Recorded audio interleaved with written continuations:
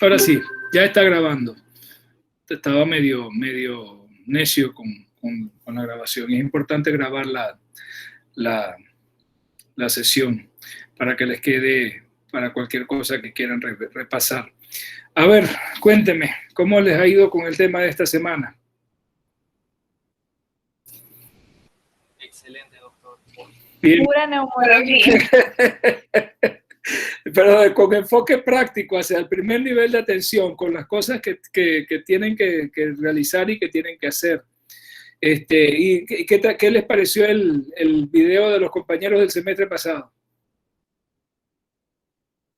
Instructivo, ¿verdad? Sí, muy completo.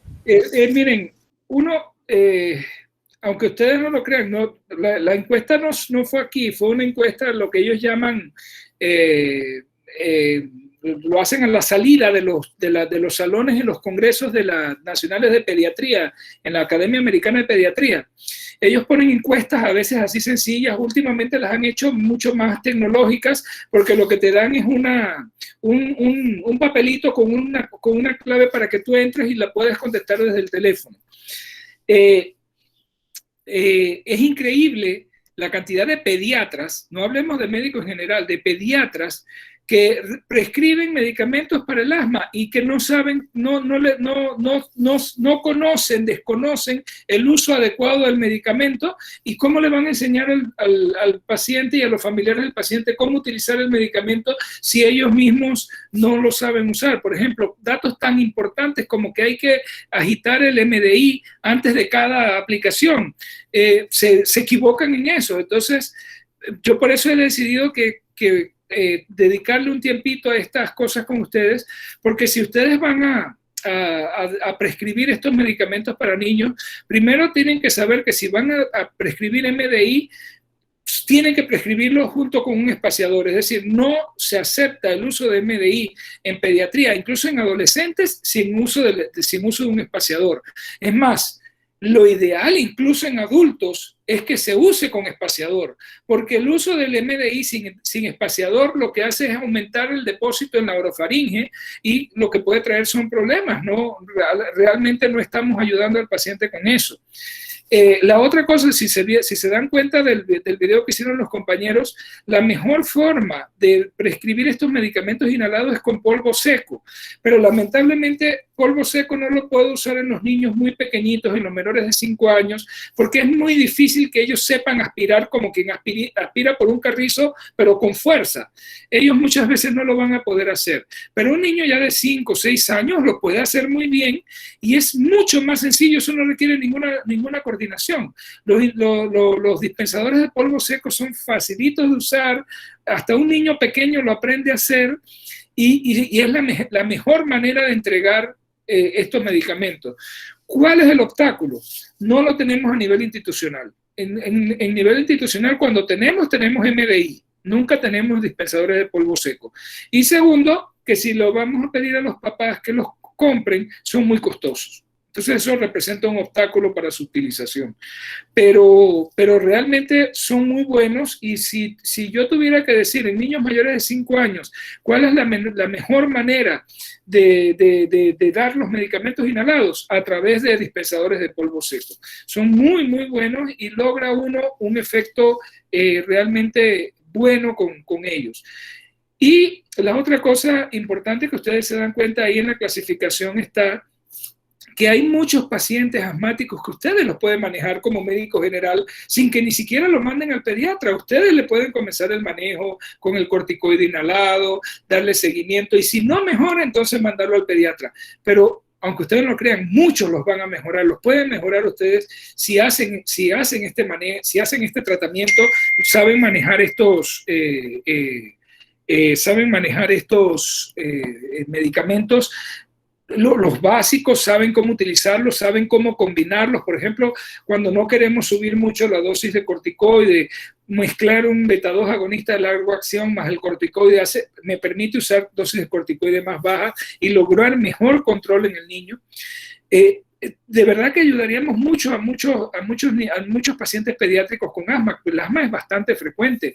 Los estudios de prevalencia que se han hecho aquí en Panamá, que se han hecho varios, hablan de que en la edad escolar aproximadamente 25% de los niños tienen asma. O sea, uno de cada 4. Eso es, si se dan cuenta, eso es altísimo. Entonces, tenemos que saber manejar eso. ¿Y por qué es importante que ustedes lo sepan manejar?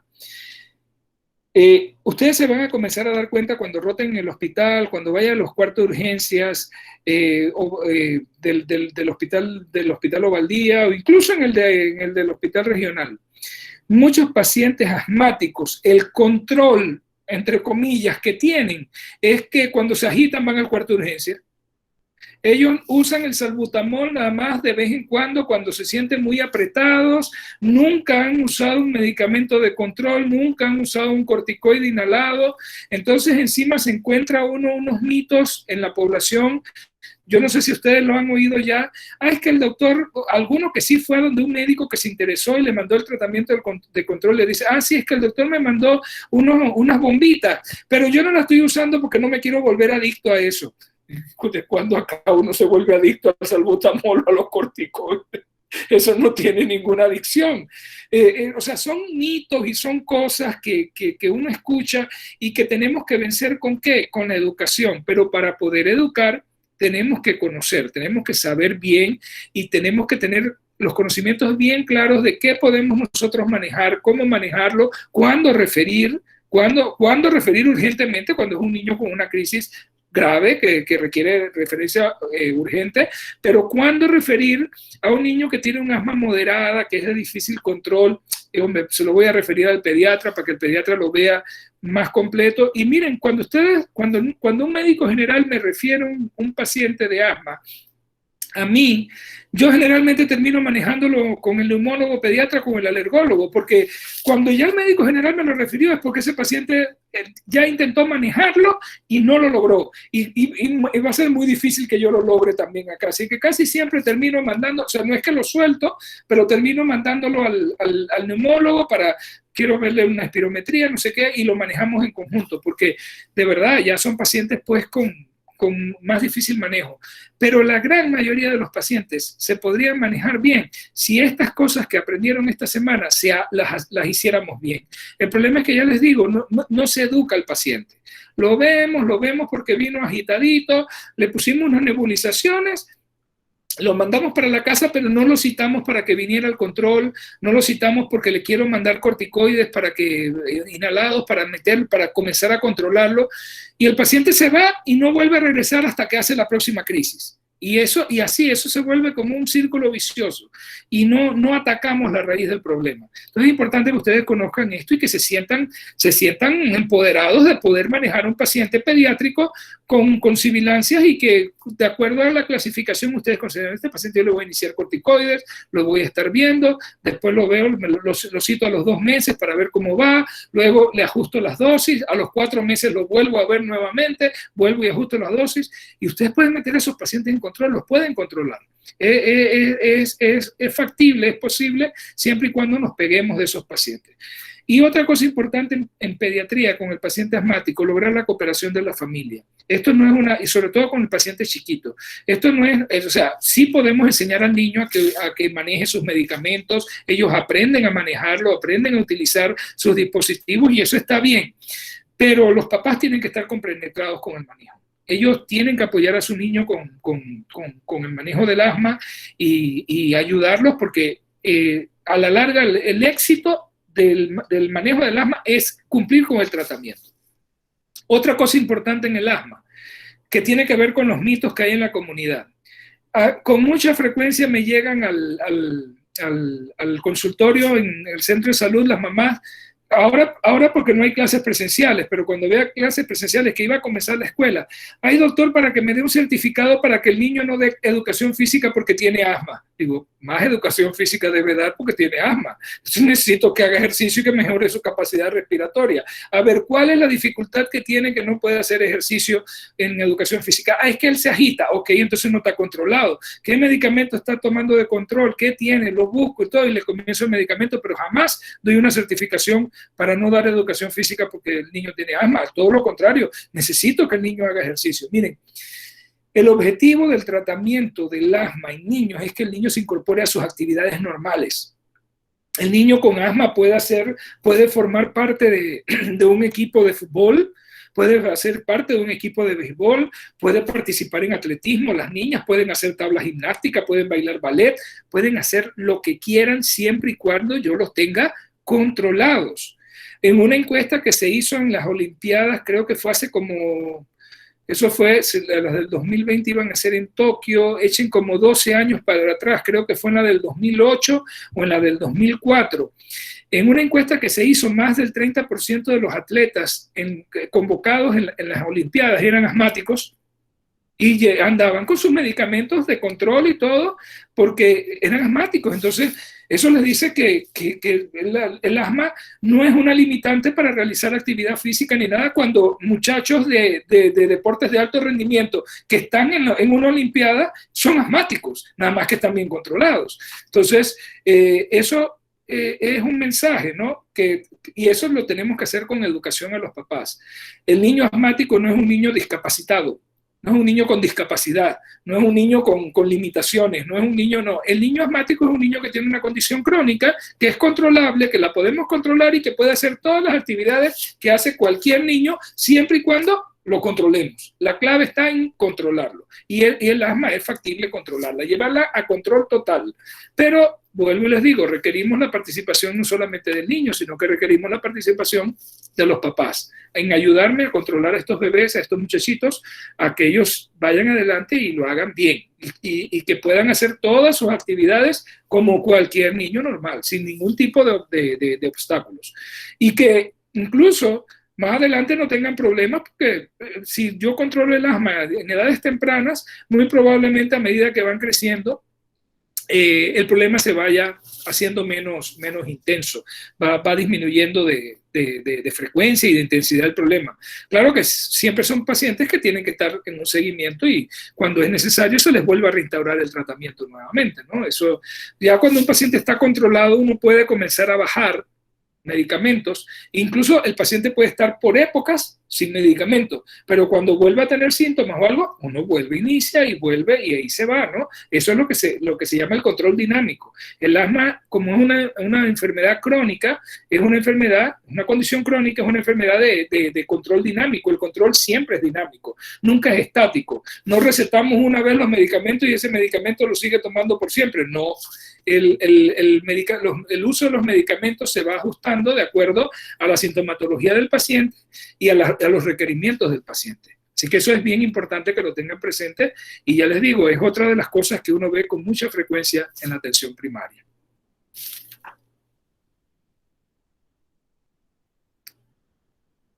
¿Alguna pregunta que tengan al respecto? Buenas noches, doctor. Hola, Lady. Doctor, una pregunta. En la presentación usted mencionaba que muchas veces se tiende a confundir lo que es una bronquiolitis con asma.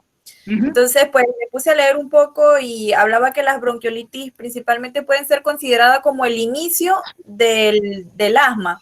Entonces, ¿cómo hacemos nosotros para diferenciar al momento si ya nos presentamos ante una crisis asmática más avanzada o que está al inicio de? Sencillo, Lady.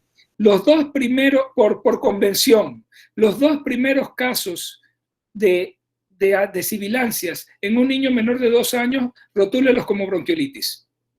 Si ya lleva más de 2 casos, más de 2 cuadros, antes de cumplir los 2 años, ya no ponga bronquiolitis, ya considere que se trata de asma. Y haga la evaluación, como dice ahí el cuadro, busque los factores que pueden estar detrás del asma. Pero digamos que el niño se le agitó primero a los 9 meses, la primera vez se le agitó a los 9 meses.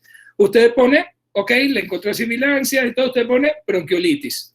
Y si luego a los 15 meses el niño vuelve nuevamente, o a los 18 meses vuelve a otro cuadro, como es el segundo, usted vuelve a poner de nuevo bronquiolitis. Si antes de cumplir los 2 años le vuelve a hacer otro, o ya poquito después de cumplir los 2 años, le vuelve a hacer otro cuadro de dificultad respiratoria y sibilancia, ya obviamente no le ponga bronquiolitis, ya clasifíquelo como asma. Ya el manejo que usted le va a dar es el manejo del asma. Entonces ya clasifíquelo como asma.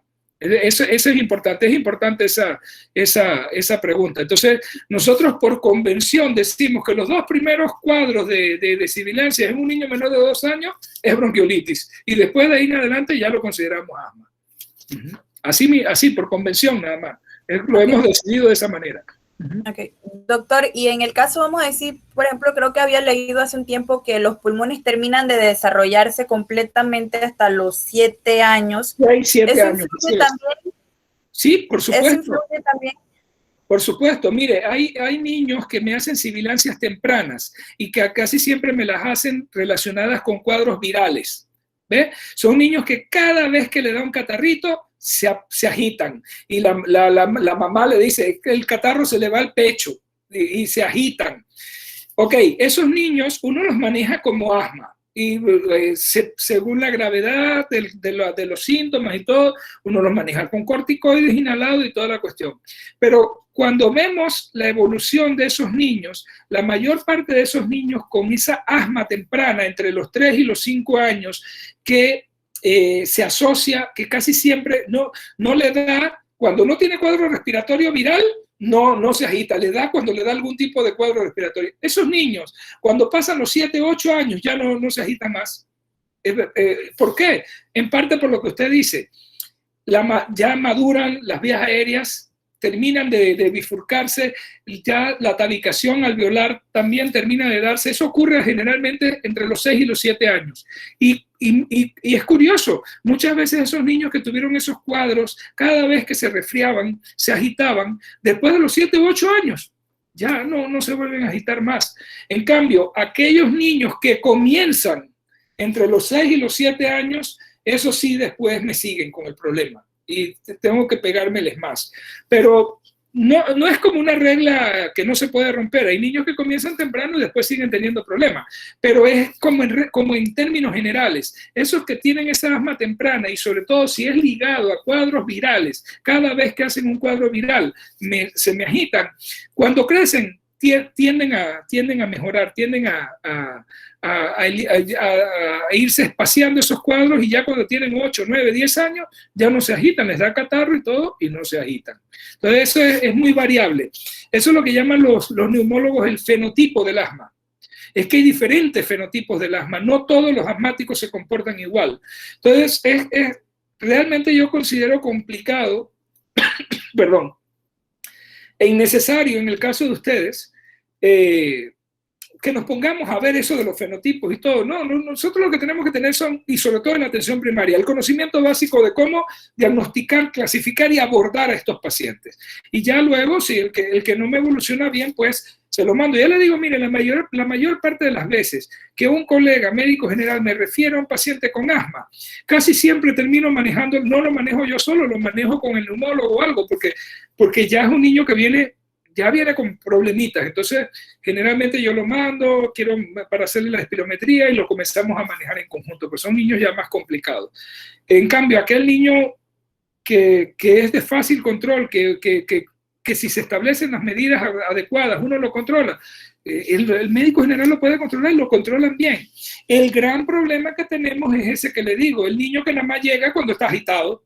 Llega cuando está agitado, le ponen nebulizaciones y la mamá se pierde, no vuelve a venir con él hasta que no vuelva a hacer otro cuadro de agitación. Así no vamos a controlar nunca ese cuadro de asma, porque no estamos realmente controlando, estamos apagando fuego, estamos siendo como los bomberos. Se prendió el rancho, le echamos agua, pero ¿qué hacemos para evitar que esos cuadros se sigan dando?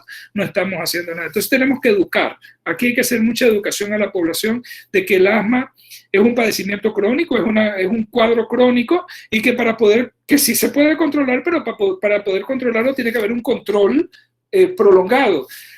El otro problema que tenemos desde el punto de vista cultural es la percepción de las personas, y eso no es solamente con el asma, es con la hipertensión arterial, la diabetes y todo. La gente piensa que nada más me tengo que tomar los medicamentos cuando me siento mal. Yo no sé si ustedes han escuchado a algunos hipertensos que lo dicen sin saber que uno es médico. Ah, no, yo no me tomo la pastilla siempre. Cuando me da dolor de cabeza me la tomo. Digo, ay, Dios mío, ¿cómo andará esa presión? Ave María, la presión, la hipertensión arterial no da síntomas. Y usted puede tener la presión volando máquina por allá arriba y usted está tranquilo, no se siente nada. Ah, que nada más me la tomo cuando me da dolor de cabeza. Usted está tomando el antihipertensivo como antimigrañoso. Y dicen que mientras tomo disque té de hoja de aguacate, no sé qué, limón. Sí, porque las cosas ácidas diluyen la sangre y bajan la presión. Ay, Dios santo, ¿no? Eso pasa con las enfermedades crónicas. La cultura de nuestra gente está enfocada en que los tratamientos deben ser curativos, es decir, yo tengo algo, me tomo la medicina y me curé. No entienden el concepto de cronicidad, no entienden que si soy hipertenso o diabético tengo que tomar esos medicamentos por siempre, prácticamente. No entienden que si el niño es asmático, lo importante no es nada más darle los medicamentos de rescate, el salbutamol cuando está agitado, sino ese no es el tratamiento más importante. El tratamiento más importante es el que le doy para que no se me agite. La comprensión de la población sobre ese tipo de situaciones requiere de educación por parte de nosotros. Nosotros tenemos que sacar ese tiempito, sentarnos con la mamá, con el papá y explicarle: este tratamiento no es nada más cuando el niño está agitado.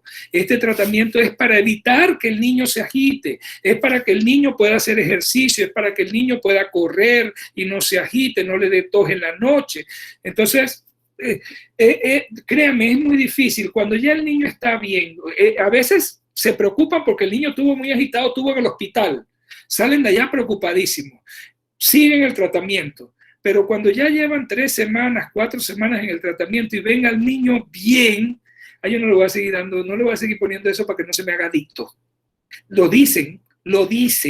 Entonces, todo lo que usted logró se pierde.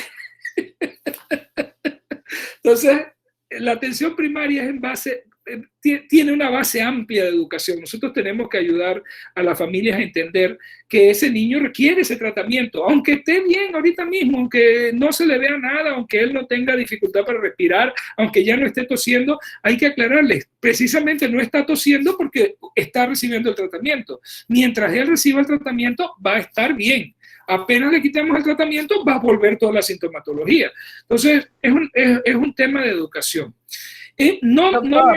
Sí, dígame. Bajo su experiencia de tantos años de ser pediatra, pues, la incidencia en cuanto a padres asmáticos, hijos asmáticos, ¿en qué porcentaje se da? O sea, ¿qué probabilidad hay de que si la madre es asmática, de los hijos que tenga, si te tenga 3 hijos, sus hijos padezcan de asma? Ok, es más difícil verlo desde ese punto de vista, Angélica, porque depende si es un papá o los 2 papás.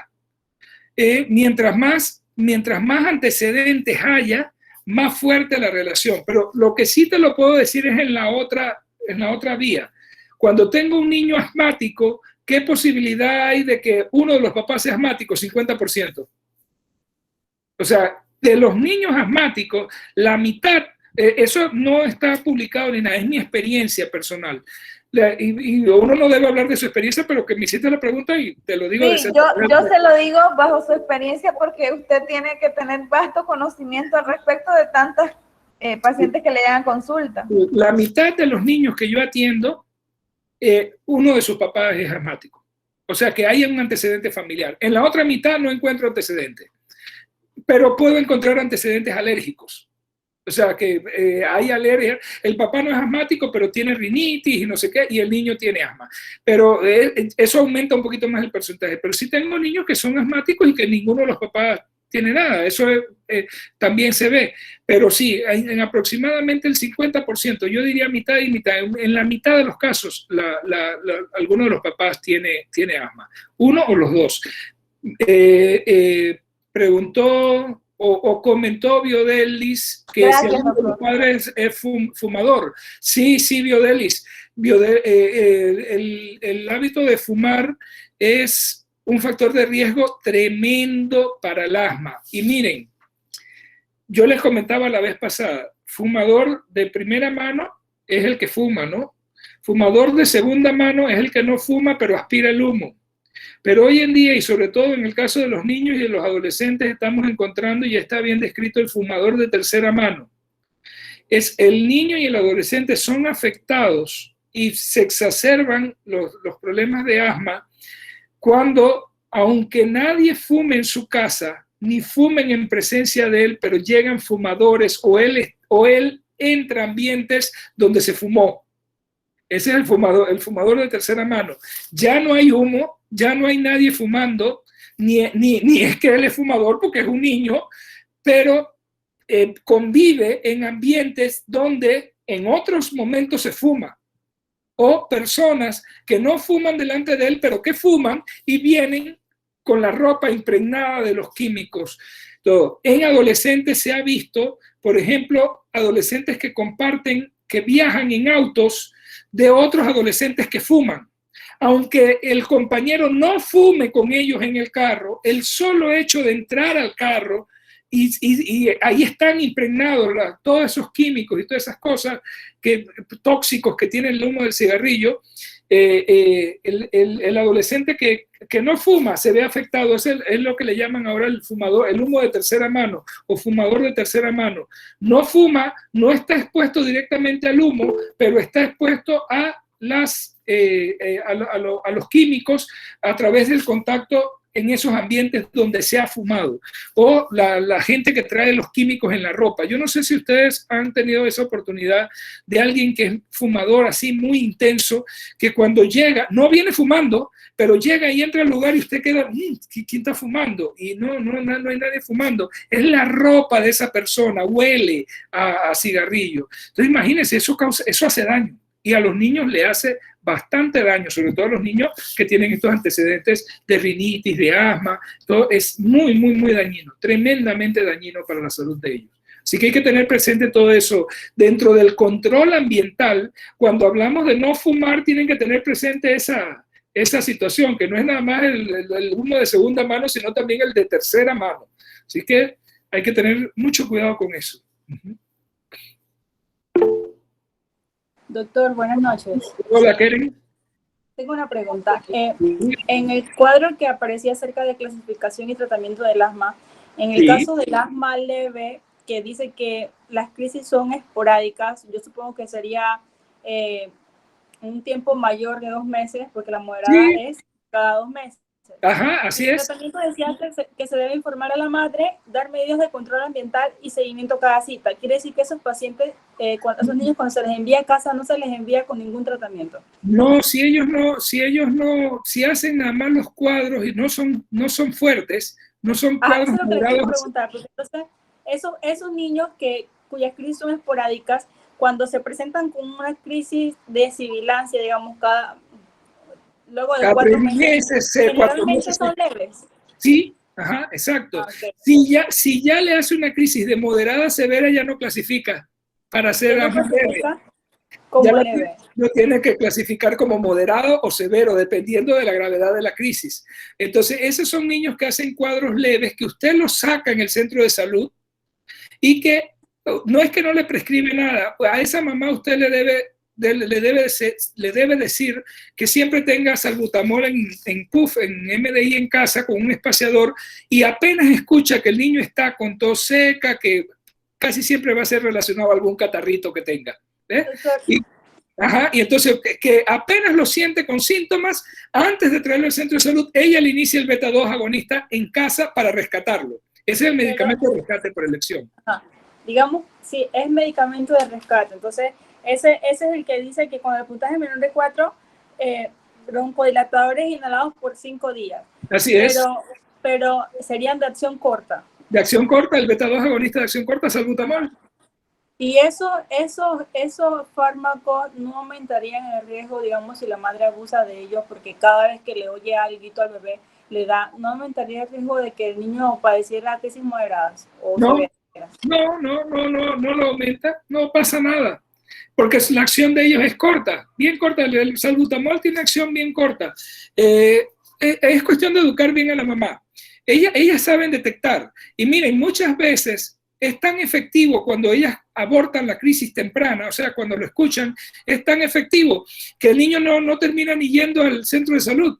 Ella inmediatamente inicia el salbutamol, ella sabe cómo usarlo, se lo da por 2 o 3 días en casa y aborta la situación. O sea que muchas veces no van ni siquiera al centro de salud. Otras veces van, pero le dicen, doctor, yo ayer se me puso medio malito, yo le comencé el salbutamol como usted me dijo, y hoy está mejor, pero lo traje de todas maneras para que usted lo vea.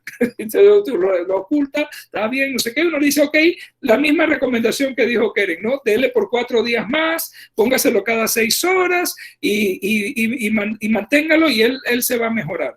Porque hacen crisis leves, no hacen crisis moderadas a severas, hacen crisis muy leves. Esos son los que cumplen ese criterio. A esos no les damos corticoides inhalados. Nada más le prescribimos el medicamento de rescate PRN, o sea, cuando lo necesita, lo usa. ¿Ok? Doctor, y parece algo tonto, pero a veces es importante también que la madre tenga al pendiente la succión de los mocos, y más cuando el niño tiene gripe. ¿Por qué? Porque yo he visto que muchas veces clasifican como, ay, mi niño no puede respirar, no sé qué, y está haciendo un cuadro de que está así y lo están asociando a asma o que está muy mal o que tiene la gripe, se le ha aumentado, no sé, y es porque no le dan una limpieza adecuada de las fosas nasales. Y sobre todo en niños pequeños, menores de 2 años, una nariz tapada puede condicionar incluso no tiraje subcostal, que es el grave, ¿no? Si no tiraje intercostal, un poquito de tiraje intercostal, nada más por tener la nariz tapada, uno le pone solución salina normal y a veces no hay ni que aspirarlo a las secreciones, nada más con ponerle la solución, a veces ellos estornudan, ya despejan la nariz y quedan tranquilitos. Pero sí, sobre todo cuando tienen esos cuadros catarrales intensos, la limpieza de las secreciones nasales, sobre todo en los lactantes, es muy importante. Me preguntó acá en el chat Joanelis que cuándo podemos recomendar oxigenoterapia domiciliaria. Por ejemplo, padres que quieren comercialmente estos equipos, el abuso también. Ajá, no oxigenoterapia, Joanelis. Oxigenoterapia es niños crónicos con hipertensión pulmonar, eso ya lo maneja el cardiólogo y el neumólogo, pero sí hay niños que requieren, por patología crónica cardiopulmonar severa, oxigenoterapia ambulatoria. Yo creo que Yoneli se refiere es a los micronebulizadores. Estos son unas maquinitas que uno los compra hasta en la farmacia y que los papás pueden abusar de eso. Ok, sí es cierto, Yoanelis, y yo tiendo a educar mucho eso. Miren, las personas piensan que nebulizar es mejor que los MDI y están equivocados. Nebulizar no es mejor, la nebulización no es mejor que el uso de los MDI. La nebulización tiende a depositarme los medicamentos en la faringe y en la vía aérea grande. No llega a la vía aérea pequeña como sí llega con los MDI. Entonces, ¿para cuándo reservamos la nebulización? Para aquellos casos donde la crisis es de moderada a grave y queremos nebulizar al niño con oxígeno porque le queremos además aportar oxígeno. Ahí se justifica la nebulización con oxígeno. Pero si el niño no está así grave, incluso a nivel de un centro de salud, de un cuarto de urgencia y todo, podemos usar los MDI con espaciador y le ponemos 3 puffs cada 20 minutos, número por 3 veces, y lo volvemos a evaluar. Y créame, es mejor que nebulizar. El problema es que volvemos nuevamente a los mitos. La gente piensa que el aparatito ahí es mejor que ese otro medicamento que yo le mando que es como un spraycito. Y no, hay que educar a las personas y decirle, es mejor el spraycito que el nebulizador. El nebulizador no entrega los medicamentos mejor que el MDI. Claro, cuando el niño está en un cuadro moderado a grave, sí necesitamos la nebulización, pero para nebulizar con oxígeno, porque queremos aportar oxígeno. Ahí sí requerimos la oxigenoterapia. No sé si queda claro, Yonelis. Sí, doctor, muchas gracias. Otra consultita. Sí.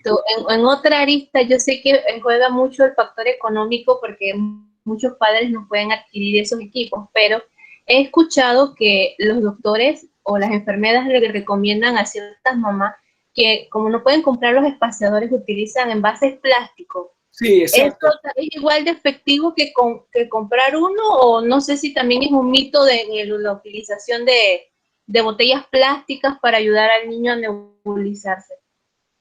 Si están bien hechos, sirven. Lo único es que tiene que estar bien hecho y debe crearse la boquilla bien para que ensamble con el MDI sin que queden espacios. Yo haría otra cosa. Como sistema de salud, yo haría una compra grande de espaciadores y los distribuiría en los centros de salud y los cuartos de urgencia para dárselo a las mamás de los niños asmáticos e incluso a los pacientes asmáticos en general, pero explicándoles que ese es un equipo que no sirve nada más para esa vez, que lo tienen que guardar, que lo tienen que cuidar, explicarles los cuidados para que les sirva en otras ocasiones. Sería interesante que el niño, cuando viene al cuarto de urgencias con una crisis de sibilancias, viniera y la mamá trajera el espaciador, porque sería fácil y de repente, por ejemplo, se le acabó el salbutamol, pero ella viene con su espaciador. Ok, le decimos ya, e incluso ella lo sabe utilizar ya. No tiene que haber nadie aplicándole el salbutamol. Uno le dice, a ver, mamá, siéntese con él aquí, me le va a dar 3 puffs cada 20 minutos. Ahí está el reloj, fíjese, cada 20 minutos me le da 3 puffs, se queda con él sentadito aquí. Después que termina, en 1 hora, yo lo vuelvo a ver para ver cómo está. Si es que la crisis es de leve a moderada. Si es severa, pues ya vamos a tener que ponerle nebulizaciones con oxígeno y todo. Pero yo haría eso, yo tendría como parte de lo que se le da a la mamá en el tratamiento, les daría los espaciadores para facilitar. Miren, a la larga estamos ahorrando, porque mientras mejor trate yo al niño ambulatoriamente, menos riesgo tengo de que me quede hospitalizado. Tan sencillo como eso. ¿Qué me sale más barato? ¿Darle el espaciador y darle los medicamentos para que se mantenga controlado, o tener que estar hospitalizándolo a cada rato por crisis por exacerbaciones agudas de asma? Sí, es mucho mejor controlarlo, mucho más barato, mucho más efectivo, y el niño va a tener una mejor calidad de vida, porque ya le digo, el objetivo es que el niño vuelva a sus actividades normales, ¿no? Exacto. Así que yo haría eso, yo daría los espaciadores, explicándole a la mamá que me los tiene que cuidar. ¿Okay? Me pregunta Blexi que cuál es el factor desencadenante más frecuente en nuestro medio. No es fácil de decir, Blexi, porque eso depende del fenotipo que presente el niño. Por ejemplo, hay el fenotipo que le digo de los que se agitan nada más por los cuadros virales. Ese nada más se me agita cuando le da catarro. Le da un catarrito, le da un rinovirus o algo, y el niño queda con sibilancias. Pero generalmente son cuadros leves. Como decía Keren, cuando le podemos dar los beta 2, el niño se mejora, y ese ni siquiera le tengo que dar corticoides. Pero tengo otros niños que tienen un fondo quizás más atópico, más alérgico, que me reaccionan, por ejemplo, a olores. Perfumes muy intensos le pueden causar broncoespasmo. Hay que tener cuidado incluso con ciertos insecticidas, porque hay niños que son muy sensibles a eso, ¿ve? Entonces, eso depende del niño y del fenotipo que tenga. Miren, yo propiamente no soy asmático como tal, sí soy muy alérgico. Yo cuando era adolescente tenía muchos problemas de rinitis alérgica y todo. Pero si yo llego a un lugar donde acaban de echar algún químico muy fuerte, ya sea que pues, para limpieza o algún insecticida y todo, me aprieto. Yo mismo me siento cómo me comienza a faltar el aire y no soy de hacer crisis asmática, pero yo soy muy atópico, soy muy alérgico, entonces, y reacciono y hago broncoespasmo. Hago broncoespasmo por esos químicos muy fuertes. Entonces, imagínese un niño que sí tenga el fondo asmático y todo, se va a agitar, se agitan. Entonces, los desencadenantes casi que tenemos que individualizarlos. Cada niño tiene desencadenantes particulares. Ahora, tengan en cuenta otra cosa. Hay niños asmáticos que se me agitan, que hacen crisis por situaciones emotivas, y a mí no me gusta ese término de que la gente dice, tiene asma emotiva. No existe ninguna asma emotiva, pero las emociones fuertes sí pueden desencadenar cuadros de broncoespasmo, cuadros de sibilancia. El muchachito este de 5 años, 6 años, que es asmático, está controlado y se le murió el perrito. Ay, Dios mío, esa es una crisis familiar tremenda y he tenido varias veces niños que incluso los he tenido que hospitalizar porque hacen esta y la crisis y no estaban resfriados, no estaban nada. ¿Qué fue lo que pasó? Que se murió el perrito de la casa. Y el del dolor tan grande, de la tristeza, hacen una crisis de asma, pero hacen esta y la crisis, que ya les digo, he tenido que hospitalizarlos. También cosas no tan dramáticas, pero que también son muy significativas para el niño. Por ejemplo, este muchachito también de 4, 5, 6 años, abuelita no vive con ellos, pero vino a pasar el verano. Y abuelita tuvo 2 meses acá en casa de visita, y él estaba muy contento con abuelita todos los meses que pasó abuelita ahí, pero después de 2 meses abuelita se quería regresar a su casa, que está sola ya y que todo, y abuela se despidió pues, y él vio que comenzaron a hacer maletas y todo, no le habían dicho nada a él, y ya él comenzó a sospechar la cosa. Miren, la noche anterior a que se vaya abuela, la crisis de asma que no la quita nadie. ¿Por qué? Por la tristeza de que se va abuela. Entonces las emociones sí pueden desencadenar asma bronquial y eso lo vemos con frecuencia, sobre todo en niños que están en esa edad, 4, 5, 6, 7 años, 8 años. Emociones muy fuertes les desencadenan los cuadros de broncoespasmo y de sibilancias. Entonces todo eso, como pediatras o como médicos que manejamos niños, tenemos que tenerlo presente, porque si se da, si ocurre. Dice Angélica que ahora pareciera que todo es COVID, sí. Nos olvidamos de las enfermedades crónicas, de los diabéticos, de los hipertensos. Hay que volver nuevamente. Catherine dice, los antileucotrienos se pueden utilizar como terapia de mantenimiento de niños con asma. Excelente, Catherine, excelente pregunta. Miren, no se los mencioné porque yo lo considero ya un medicamento como quien dice de segundo escalón, que lo usamos los pediatras y todo, pero sí. ¿Cuándo me funcionan los inhibidores de leucotrienos? Me funcionan cuando hay asma y rinitis asociada. O sea, el niño que tiene rinitis alérgica y asma, eso lo tenemos, esa asociación la tenemos bien demostrada. Si un niño tiene asma y tiene rinitis y yo nada más le doy el tratamiento para el asma sin tratar la rinitis, no lo controlo, no lo meto en control, sigue descontrolado hasta que yo controle la rinitis. Están bien relacionados. Entonces, en los niños que tienen asma y además rinitis, los inhibidores leucotrienos son excelentes. ¿Qué problema tienen ahora mismo los inhibidores leucotrienos? Los estudios que hay que los han relacionados con depresión y conducta suicida, incluso en niños pequeños.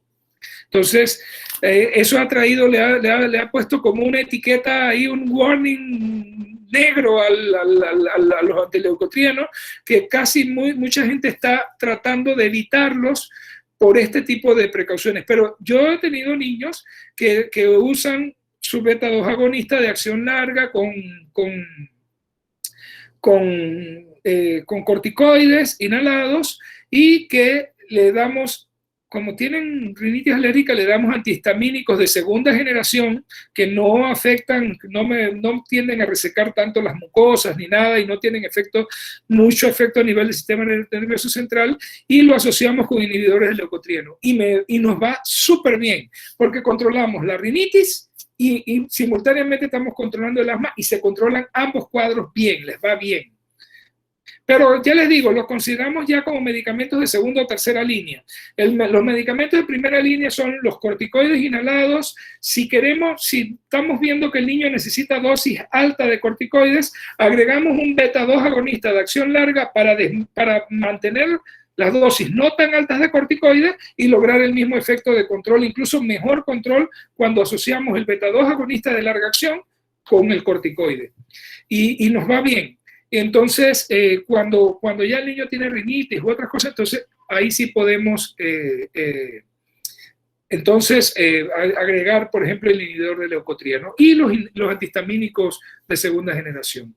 Siham dice que si se le indicaría alguna prueba de alergia como tal a estos niños. De rutina no, Siham. lo manejamos así como hemos estado hablando. Ya cuando me refieren al niño y yo encuentro como pediatra un fondo alérgico importante, fuerte, muchas veces incluso no lo manejo en conjunto con el neumólogo, sino lo manejo en conjunto entonces con el alergólogo, porque sospecho que el fondo más, la parte más fuerte de este niño es la parte de alergia. Y es el alergólogo entonces el que toma la decisión de mandar alguna que otra prueba para ver si encuentra algún alergeno específico que se pueda manejar.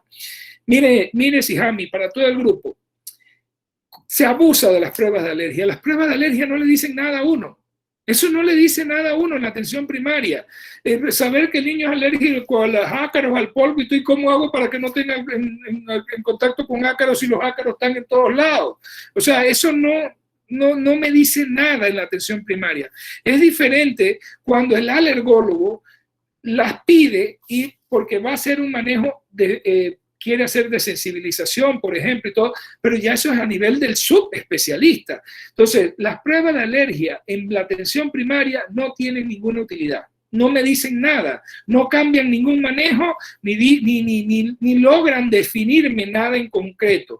Es diferente con el niño que ya usted trató de controlar en la atención primaria, no lo logró, me lo refirió a mí como pediatra, yo me doy cuenta que el fenotipo y el fondo alérgico del niño es importante, entonces yo incluso puedo tomar la decisión de manejarlo en conjunto con alergología y es probable que alergología sí entonces tome la decisión, por ejemplo, de mandar algunas pruebas específicas porque ya ellos, si ellos confirman y la sospecha que yo tenía de que el fondo alérgico es importante, entonces ellos pueden, por ejemplo, someter a este niño a terapia de desensibilización o algún otro tipo de situación que los pueda ayudar a controlar el cuadro. Erika dice, si el asma en algún momento se llega a controlar en niños que son severos, pero se podría exacerbar en la adultez. Esa pregunta es buena, Erika. Sí, es que cuando uno es asmático, uno no deja de ser asmático. O sea, uno puede entrar en control y controlarse y mantenerse controlado por mucho tiempo, pero luego, más adelante, ante determinado factor, por ejemplo, una infección respiratoria o algo, hacerme un cuadro agudo de sibilancia, un cuadro de asma, y que pueden ser severos. Ejemplo típico, Erika, las embarazadas. Una embarazada que tuvo cuadros de asma cuando era niña y que se controló bien y que durante la adolescencia eso no le molestó ni nada, tenía décadas.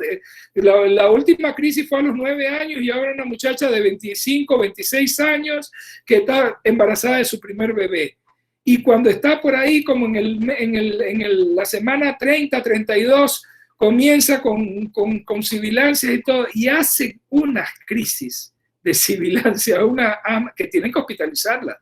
Severa, se ve mucho con el embarazo, Entonces sí, una muchacha que estuvo bien controlada, que no tenía problemas, que más de 20 años quizá o 15 años de su última crisis, con el embarazo puede ser una crisis severa y sí se puede dar. O puede ser incluso un varón que ante una neumonía hizo una neumonía y se agitó, pues, y a pesar de que ya tenía 15 años que eso no le molestaba. Así que sí puede ocurrir, porque cuando uno es asmático, uno no deja de ser asmático nunca. Sí, entonces, Erika dice que ella fue severa cuando estaba niña. Tiene que tener cuidado, Erika, porque sí puede regresar. Ay, doctor, cuando llovía, mi abuela no quería que yo estuviera afuera, no jugara con lluvia, eso era estar adentro de la casa como si fuera un muñequito, porque con todo me ponía malita. Se agitaba de una vez, exacto. Y ahora tiene mucho tiempo que no le pasa, ¿verdad? No, desde que estaba pequeña. Ajá, pero bueno. Por eso la pregunta, porque en cualquier momento puede aparecer. Le digo que sí. No sabemos qué factor puede ser el desencadenante, pero puede ocurrir. Así mismo es. Doctor. Sí, dígame. Y ligado a lo que dice Erika, que no iba a hacer esta pregunta pero ya que usted lo dice, que el asmático siempre será asmático. Sí, yo de pequeña era diagnosticada asmática, o sea, me daban una crisis que quedaba hasta muertita, así que me sacaban de urgencia, no me movía, era un trapito, así de serio. Yo no sé qué me dieron, si era, sí estaba medicado, obviamente, ¿no? Y me daban crisis y todo. Yo no sé qué me dieron, que yo escucho por ahí los cuentos de mis abuelos y que mi papá y eso, que me mejoré al punto de que mi papá decía, que ya tú te curaste, que yo, ¿verdad? Obviamente, ya ahora que uno sabe un poco más y todo, yo digo, no creo que es que me haya curado, ¿no? Y ahora que Erika hace la pregunta, ahora me da hasta miedo. Entonces, yo ahorita no sufro realmente de nada. Sí, soy como que si me ruseo o algo así, quedo de una vez como con el resfriadito. Así como, exacto. ¿no? Es alérgica, exacto. Sí, usted es bastante alérgica. Pero jamás, nunca una crisis como tal, así. Entonces, quiere decir que en un futuro puede haber algo que me desencadene nuevamente el asma. Y siendo mujer, el embarazo. Tiene que tener mucho cuidado en los embarazos. Gracias, doctor. Ya sabes, sí, cuando uno es asmático, cuando uno es asmático de por vida. Eso no es que uno se cura, simple y sencillamente se controla. Si eso lo tuvo cuando era bien chiquita, probablemente a lo mejor usted lo que era, primero podía tener un fondo alérgico importante y segundo, cada vez que tenía un cuadro viral, eso le desencadenaba las crisis. Ese tipo de fenotipo, cuando el niño va creciendo, se va alejando. No tiene que ver nada con el aceite de caguama, ni con la manteca de tortuga, ni nada de eso. Aunque usted no lo crea, doctor, mi abuela dice que ella usó para curarse el asma aceite de yegua negra. Imagínese. Así, pero usted sabe que ella ahora, después de tanto tiempo, porque ella sufrió de este tipo de asma que quedan silbando. Sí, que tienen como que alzarle los brazos para que puedan respirar, porque es una cosa horrible. Pero ahora ella tiene 78 años y dice que ella en la noche se siente como un apretado en el pecho y como que le silba y no tiene resfriado ni nada. Sí, eso es, ella tiene ya un EPOC. Es la manifestación tardía ya del asma. Ella tiene que tener ya algún grado de enfermedad pulmonar obstructiva crónica y obviamente le molesta más en la noche. Ella debe, ahí, además de los beta-2 agonistas, funcionan mucho los hipatropios y los tiotropios, porque ayudan bastante en estos cuadros de enfermedad pulmonar obstructiva crónica del adulto mayor. Alison pregunta que si la hipótesis de la higiene es acertada. Bueno, es que sí hay bastante de eso y cada vez lo comprobamos más. Lo que pasa es que cuidar mucho al niño cuando es bebé, desde los primeros 1000 días de ciertas exposiciones, lejos de protegerlo, lo que va a hacer es hacerlo más sensible a que luego desarrolle problemas de hiperreactividad. Por ejemplo, contestando específicamente a la pregunta, Alison, es menos frecuente el asma en niños que crecen en granjas que en niños que crecen en ciudad. ¿Por qué? Porque la exposición temprana a animales parece que hace que ellos desarrollen fenómenos de tolerancia inmunológica que luego los van a proteger.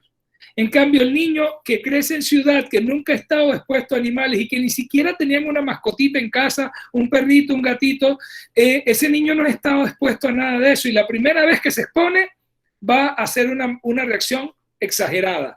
Entonces, ahí podría estar relacionado, Alison, a eso que usted dice, la hipótesis de la higiene. Un niño demasiado cuidado que no ha sido expuesto a estos estímulos, luego cuando es expuesto más adelante va a hiperreaccionar y puede ser con manifestaciones de este tipo, ya sea rinitis alérgica o francamente asma.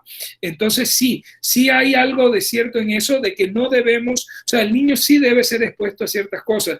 Incluso, por ejemplo, la recomendación de que a los 3 o 4 meses comencemos a poner al niño en el piso para que, claro, con una protección, una colchonetita o uno de estos carpetas de espuma para protegerlo, pero para que el niño comience a rodar y a tratar de aprender a gatear y todas estas cosas, y luego cuando gatea, que gatee por el piso y todo. Hay muchos familiares que no quieren, ay, porque el piso está sucio y porque, bueno, pues, ¿y qué? Si lo que necesitamos es que el niño se exponga a esas cositas, ¿no? Cuando comienza a caminar, cuando los niños comienzan a caminar, yo les recomiendo a las mamás, cuando están dentro de casa, póngalo a caminar sin zapatos, porque la propiocepción de sentir la plantita del pie sobre el piso, les da más seguridad a ellos, les favorece el equilibrio, que si tienen algún zapatito no lo van a lograr. Entonces, cuando el niño está aprendiendo a caminar dentro de la casa, debe caminar sin zapatos, sin zapatito. Y se van a encontrar con mamás y con familiares, ay, pero yo no lo quiero que, ay, que porque pide, ¿por qué lo voy a poner? Y que el piso que está sucio y todo. La hipótesis de la higiene. Entonces, un niño demasiado protegido que vive en una burbuja de cristal, la primera vez que se expone a algo no lo aguanta, hiperreacciona, es lo que llamamos hiperreactividad, ¿no? Y es un fenómeno inmunológico, es inmunológico. Joseph dice que si el niño sufrió asma, pero luego de adulto hace deporte de alto rendimiento, no tiene recaída, ¿pudo aumentarla? Sí, es que de hecho eso es lo que queremos, Joseph. Por eso es que les digo que es importante que el niño haga actividad física. Miren, mientras más actividad física haga un niño, porque le estoy controlando su asma y la puede hacer, si ese niño me hace natación, ese niño me juega fútbol, donde le exige bastante y todo, obviamente él va a ir aumentando su capacidad respiratoria, no solamente respiratoria, sino cardiorrespiratoria, y eso le va a ayudar muchísimo a largo plazo. No es que va a estar totalmente libre de posibles complicaciones o de posibles regresos de alguna crisis, pero obviamente le va a ir mucho mejor porque ante una capacidad cardiorrespiratoria buena, la probabilidad de que me haga cuadros severos es muy baja. Entonces sí es muy bueno. De ahí la importancia de que los niños con asma se controlen y hagan ejercicio. Miren que se los he repetido varias veces. No le sigan el juego a las mamás y a los papás de que hay que darme la certificación para llevársela al profesor de educación física que el niño es asmático. No tiene ninguna certificación, vamos a darle tratamiento al niño y el niño va a poder hacer todas sus actividades de educación física sin ningún problema, pero eso sí, tenemos que controlarlo. Lo más que yo le puedo decir al profesor de educación física es decirle, profesor, el niño o la niña fulana de tal es asmático y le pido que le adecue, porque estoy iniciando tratamiento, le pido que le adecue las actividades que a medida que él o ella vayan mejorando, le van a poder le van a dar mejor respuesta. Al principio no, porque apenas lo estoy comenzando a tratar. Eso sí, que el profesor sepa que, claro, no le va a poner a dar 10 vueltas a la cancha porque cuando va por la quinta va a quedar morado, no va a aguantar, porque apenas estamos comenzando el tratamiento. Pero sí le puede decir, bueno, a los demás, den 8 vueltas, pero usted de 2 nada más, ¿no? O sea, y suave, dele suave, ¿no? El profesor debe entender que tiene que ir con calma, pero no es que no va a hacer ejercicio, y en la medida que vaya mejorando, debe ir incorporándose a todas las actividades. Hay bailarinas y bailarines de ballet que son asmáticos y que están en estas grandes compañías de ballet europeas que se presentan por todos lados, y eso es un arte muy exigente, el ballet, y lo hacen sin problema, porque son personas que están controladas, ¿no?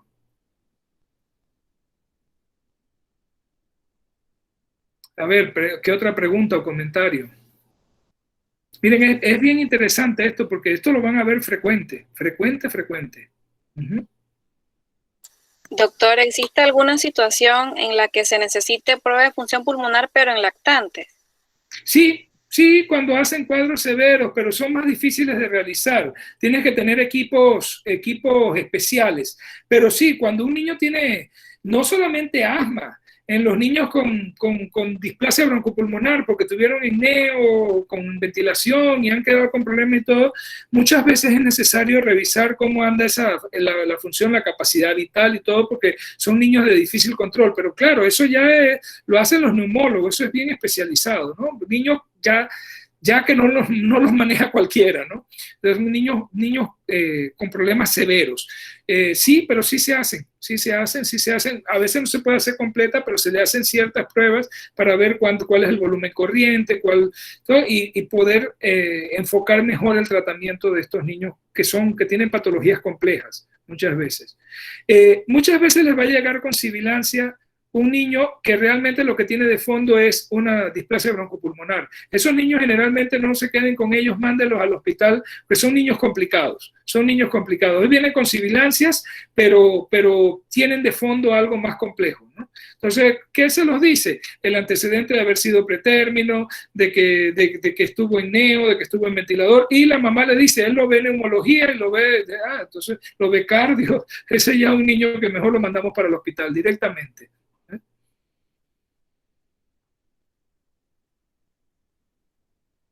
¿Alguna otra pregunta o comentario? Ya veo que les gustó bastante el tema de clasificación de la sibilancia. Y qué bueno que les haya gustado, porque ya les digo, este es el día a día en la atención primaria, sobre todo ahora que comienzan las lluvias y todo esto. Estos muchachitos menores de 5 años que me hacen los cuadros de sibilancias con los cuadros respiratorios, cuando les da resfriado, influenza, le saturan a uno el centro de salud. Y la idea es manejarlos en el centro de salud, que no todos tengan que llegar al hospital, ¿no? Manejarlos bien. Buenas noches, doctor. Hola, ¿qué tal?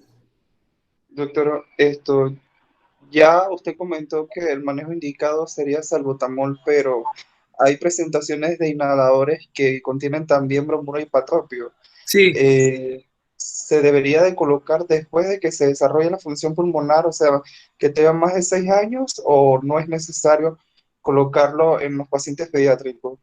La evidencia, Patricio, con respecto al hipatropio en niños y adolescentes en general, no apoya su uso. Ese medicamento, ya sea el hipatropio o el tiotropio, han demostrado una muy buena, ser de mucha ayuda en el uso, en el control del paciente con enfermedad pulmonar obstructiva crónica, ya el paciente de edad avanzada, de mayor edad.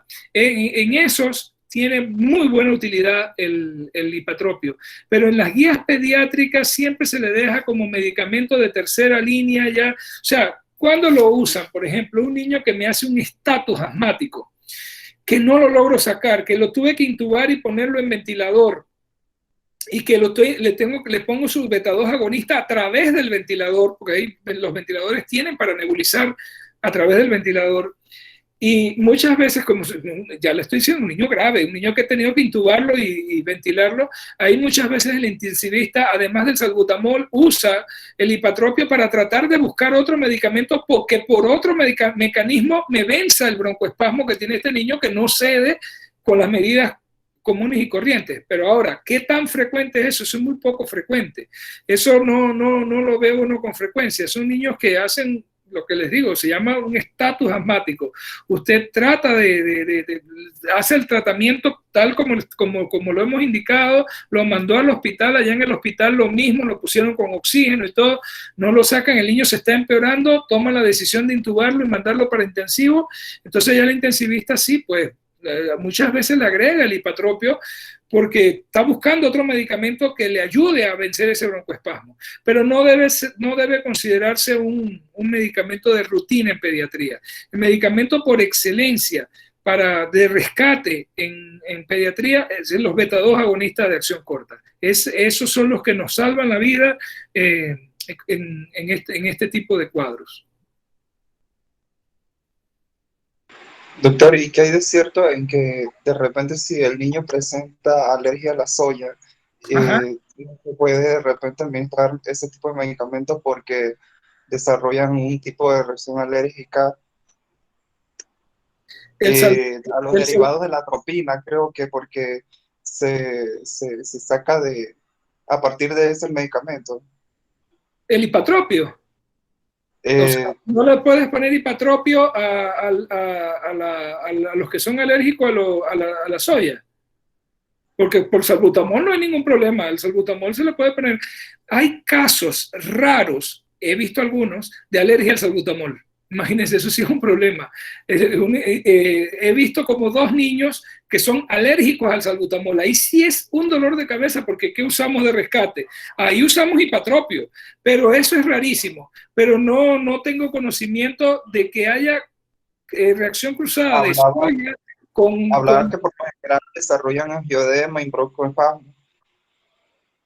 No, esa parte sí o sea, el niño con alergia a la soya puede hacer broncoespasmo como manifestación de la alergia, pero que me haga reacción cruzada con el broncodilatador, no, esa parte sí nunca la había escuchado.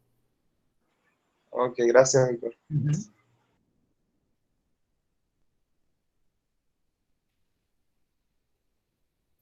¿Alguna otra pregunta? Bueno, si no hay más preguntas, quedamos hasta aquí.